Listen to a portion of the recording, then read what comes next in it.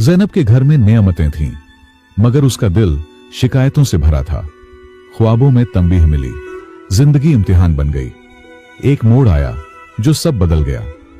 क्या जैनब शुक्र करना सीखेगी? ये दिलचस्प कहानी सुनकर जाने कि नाशुक्री कैसे दिल को अंधा करती है। वीडियो अच्छी लगे तो लाइक करें और चैनल को सब्सक्राइब करना ना भूलें। जैनब के घर की दीवारें मिट्टी की थीं, लेकिन उसका दिल पत्थर से सख्त था। वह हर रोज अपनी किस्मत पर गिला करती। उसका शौहर अहमद एक किसान था जो दिन रात मेहनत करता, मगर जैनब को कभी काफी न लगता। गांव के लोग जैनब की खूबसूरती की तारीफ करते, लेकिन उसकी जबान की तेजी से डरते। वह हर बात पर शिकायत करती, फलां औरत के जेवरात देखो, मेरे पास तो कुछ भी नहीं। उसकी यह आदत सबको सताती। एक सुबह अहमद खेतों से लौटा तो जैनब ने ताना दिया, तुम्हारी मेहनत से क्या फायदा, हमारा घर तो खाली है।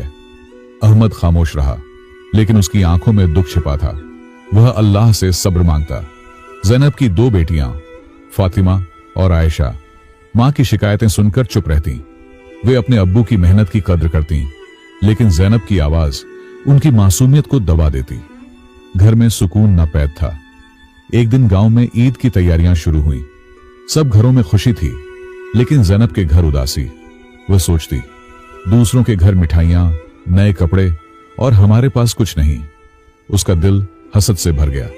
ईद के दिन जैनब ने अहमद से कहा, तुमने कभी मेरी ख्वाहिश पूरी नहीं की। अहमद ने जवाब दिया, अल्लाह ने जो दिया उसका शुक्र करो। मगर जैनब ने मुंह मोड़ लिया। उसकी बेसब्री बढ़ती जा रही थी। शाम को गांव की औरतें जैनब के घर आईं। उन्होंने ईद की मुबारकबाद दी, लेकिन जैनब ने शिकवा किया, तुम्हारे घर तो जन्नत है, मेरा घर कब्रिस्तान।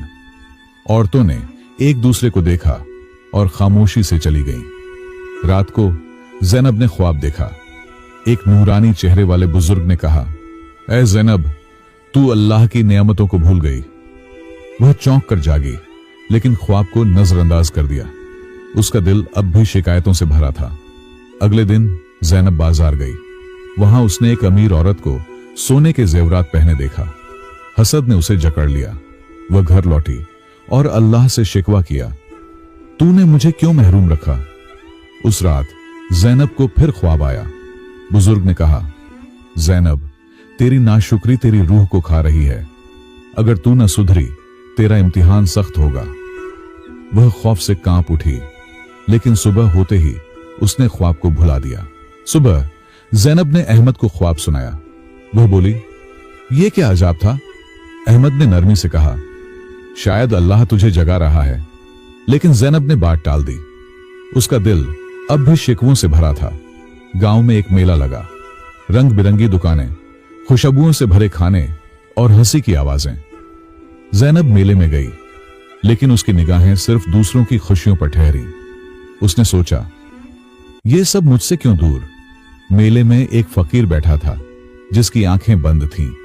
जैनब उसके पास से गुजरी तो फकीर बोला, ऐ औरत, तेरी आंखें नेमतों को क्यों नहीं देखती। जैनब चौंकी, लेकिन गुस्से में आकर चली गई। घर लौटते ही जैनब बीमार पड़ गई। उसका जिस्म कमजोर, दिल बेके।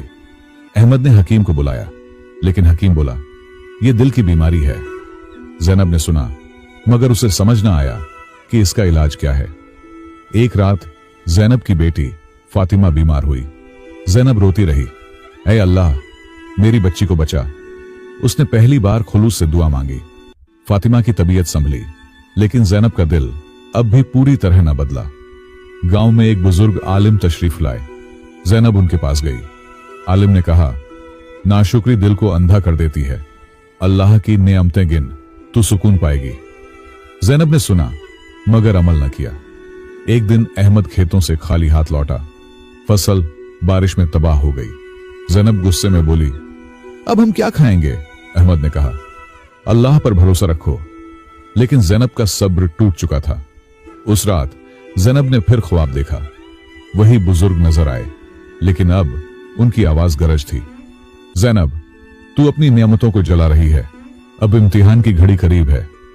वह खौफ से जागी और सारी रात रोती रही। अगले दिन गांव में आग लग गई। जैनब का घर महफूज रहा, लेकिन पड़ोसियों के घर जल गए। जैनब ने उनकी मदद न की, बल्कि सोचा, अच्छा हुआ अब सब मेरे जैसे हैं। उसकी ये सोच उसे और तारीकी में ले गई। रात को जैनब को फिर ख्वाब आया। बुजुर्ग ने कहा, जैनब, तेरी नाशुक्री ने तुझे तन्हा कर दिया। अब तौबा का वक्त है, वरना सब खो जाएगा। जैनब कांप उठी, लेकिन उसका दिल अब भी हठ धर्म था। जैनब का दिल अब हसद और शिकायतों का गढ़ बन चुका था। गांव वालों ने उससे दूरी बना ली, क्योंकि उसकी जबान हर किसी को जख्मी करती। वह तन्हा होती जा रही थी, मगर उसे अपनी गलती नजर न आई। एक दिन अहमद बीमार पड़ गया। वह खेतों में न जा सका। जैनब ने ताना दिया, अब हम भूखे मरेंगे। अहमद ने कमजोर आवाज में कहा, अल्लाह पर भरोसा रखो। लेकिन जैनब ने उसे नजरअंदाज कर दिया। गांव में एक मुसाफिर आया, जो रहमत नामी एक औरत के साथ था। रहमत गरीब थी, लेकिन उसकी जबान पर हमेशा शुक्र। जैनब ने उसे देखा और हसद से बोली, इसके पास कुछ नहीं, फिर भी मुस्कुराती है। रहमत ने जैनब के घर खाना भेजा। जैनब ने वो खाना ले तो लिया, मगर शिकायत की, ये कैसा खाना है? उसकी बेटी आयशा ने कहा, अम्मा, ये उनकी मोहब्बत है। लेकिन जैनब ने बात ठुकरा दी। एक रात तूफान आया। जैनब का घर लरज उठा। वह खौफजदा हुई और दुआ मांगने लगी, ऐ अल्लाह, मेरा घर बचा ले। तूफान थम गया, लेकिन जैनब ने इस नियामत का शुक्र न किया। उसका दिल अब भी अंधा था। अगले दिन जैनब की बेटी फातिमा गुम हो गई। जैनब रोती चिल्लाती गांव भागी।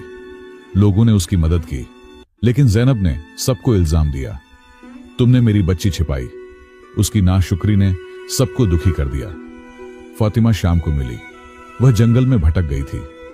जैनब ने उसे गले लगाया, लेकिन अल्लाह का शुक्र अदा न किया। वह सोचती रही कि उसके साथ ही क्यों बुरा होता है। उसकी सोच झर बनती जा रही थी। एक रात जैनब ने फिर ख्वाब देखा। बुजुर्ग गुस्से में थे। उन्होंने कहा, जैनब, तेरी नाशुक्री ने तेरी नियामतें छीन ली। अब आखिरी मौका है। जैनब खौफ से कांप उठी, लेकिन सुबह होते ही उसने ख्वाब को भुला दिया। गांव में एक बुजुर्ग की वफात हुई। जैनब जनाजे में गई, लेकिन वहां भी उसने शिकवा किया, अल्लाह ने उसे क्यों उठाया? लोगों ने उसे समझाया, लेकिन जैनब की जबान न रुकी। उसकी नाशुक्री अब हद से बढ़ चुकी थी। रात को जैनब के घर चोर घुस आए। वे जेवरात और पैसे ले गए। जैनब रोती रही, ऐ अल्लाह, तूने मुझसे सब कुछ छीन लिया। जैनब का घर अब खाली था, न जेवरात न पैसे। वह रातों को रोती, लेकिन उसकी आंखें अब भी नेमतों से अंधी थीं। अहमद और बच्चियां उसकी शिकायतों से तंग आ चुके थे। जैनब तन्हाई में डूबती जा रही थी।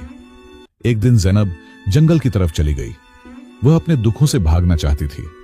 वहां उसे वही फकीर मिला जो मेले में मिला था। फकीर ने कहा, जैनब, तौबा कर, वरना तेरी रूह मर जाएगी। जैनब खामोश रही। रात को जैनब ने फिर ख्वाब देखा। बुजुर्ग ने उसे एक दरिया दिखाया, जिसका पानी स्याह था। उन्होंने कहा, यह तेरे दिल की तारीकी है, इसे तौबा से धो। जैनब खौफ से जागी और सजदे में गिर पड़ी। सुबह जैनब ने अहमद से माफी मांगी। वह बोली, मेरी नाशुक्री ने सब तबाह कर दिया। अहमद ने उसे गले लगाया और कहा, अल्लाह माफ करने वाला है। जैनब ने पहली बार दिल से अल्लाह का शुक्र अदा किया। जैनब ने अपनी बेटियों को बुलाया और कहा, मैं तुम्हारी मां होने के काबिल नहीं रही। फातिमा और आयशा ने उसे माफ किया। जैनब ने फैसला किया कि वह अब गांव वालों से भी माफी मांगेगी। उसका दिल हल्का हो रहा था। जैनब गांव की औरतों के पास गई। उसने कहा, मेरी जबान ने तुम्हें दुख दिया, माफ करो। औरतें हैरान हुईं, लेकिन उन्होंने जैनब को गले लगाया। गांव में जैनब की तौबा की बात फैल गई। जैनब ने अपने घर की सफाई की। उसने पुराने कपड़ों से बच्चों के लिए खिलौने बनाए।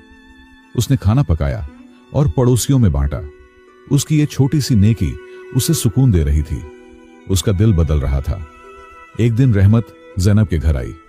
उसने जैनब की तब्दीली देखी और कहा, तेरा दिल अब नूर से भर रहा है। जैनब ने रहमत से सीखा कि शुक्र से जिंदगी जन्नत बन जाती है। एक रात जैनब ने फिर ख्वाब देखा। वही बुजुर्ग मुस्कुरा रहे थे। उन्होंने कहा, जैनब, तेरा घर तबाह नहीं हुआ था, वो चोर तेरे हसद को ले गए थे। जैनब जागी तो उसे हकीकत समझ आई। जैनब ने सीखा कि नाशुक्री दिल को सियाह करती है, जबकि शुक्र नेमतों को बढ़ाता है। उसने अपनी जिंदगी शुक्र और नेकी से भर दी। गांव वालों ने उसे शुक्र करने वाली जैनब कहना शुरू कर दिया।